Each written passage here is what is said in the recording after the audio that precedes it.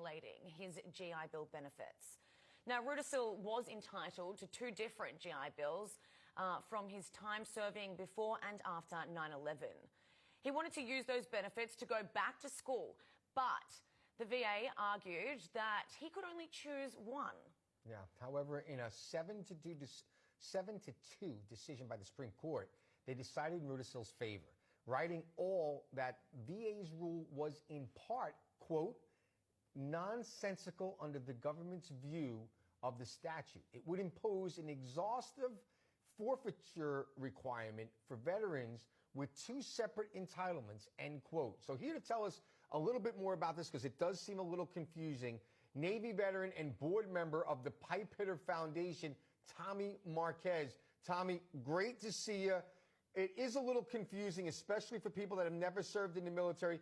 Can you just break it down, explain what the court is saying here and how this ultimately will benefit veterans like ourselves?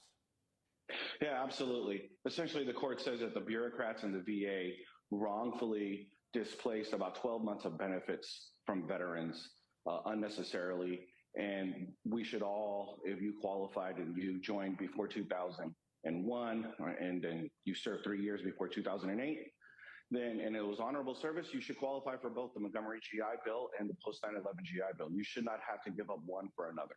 It's very simple. And if you're a veteran and you're one of those 1.7 million veterans who qualify into this new ruling, you're going to want to listen, because this is a life-changing event for so many veterans. It's a huge, huge victory that no one in the mainstream media seems to be talking about. Yeah, it's going to affect nearly 2 million veterans could be affected by this.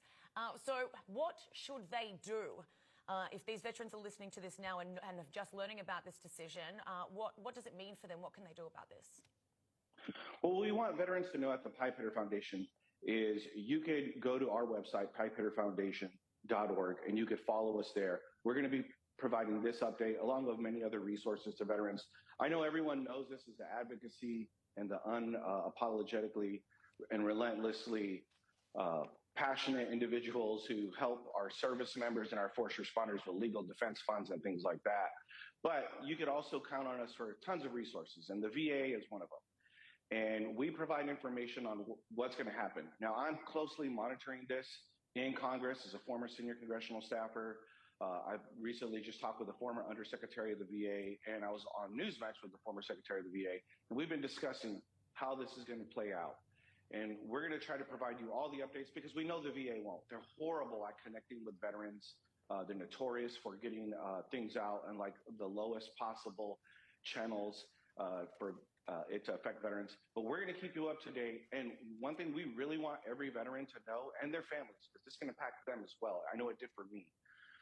My family's benefited greatly. But you don't just have to use this to go to a traditional college. These 12 months is actually 2 years of education benefits. And that could be for a traditional college, a community college. This could be for a school such as plumbing, electrical work, a trade school such as those trades. It could also be for a technical school. Cybersecurity certificates that take 6 months to obtain pay more than a liberal arts bachelor's degree in most cases. Right. And so there's tons of benefits that are going to be coming to them, potentially up to 2 years. And at pipehitterfoundation.org, or you can follow us on X, PipeHitterFDN, we're going to be continuing to update you guys and filling you in, because we know the VA won't. Tommy, very quickly, we have less than a minute left, but take a look at this headline. According to the VA Inspector General, in 2023, 182 senior executives at the VA headquarters received nearly $11 million in bonuses. All right, that's what some getting as much as $100,000.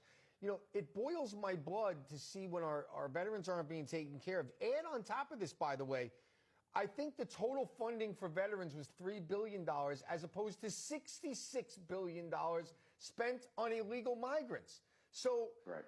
What you're saying today is the court stepped in, amen, but veterans do get the short end of the stick always. It just seems that way. You've got 30 seconds left. You finish it up for us.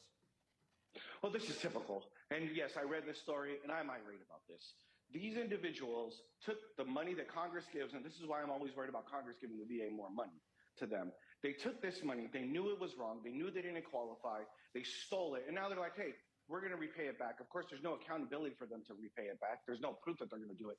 They not only need to repay this money back, they not only need to be fired, but potentially they should go to jail. This is criminal. And they take it off the backs of our veterans. And when it comes to us getting our benefits, they act like it's coming out of their retirement. And maybe it is. Right. When you look at something like this happening. I'm with you, brother. Thank you for your service. I'm fired up. Tommy Marquez, thank you so much for being with us. And don't go anywhere because we're going to be right back with a lot more. You're watching Wake Up America Weekend only on Newsmax.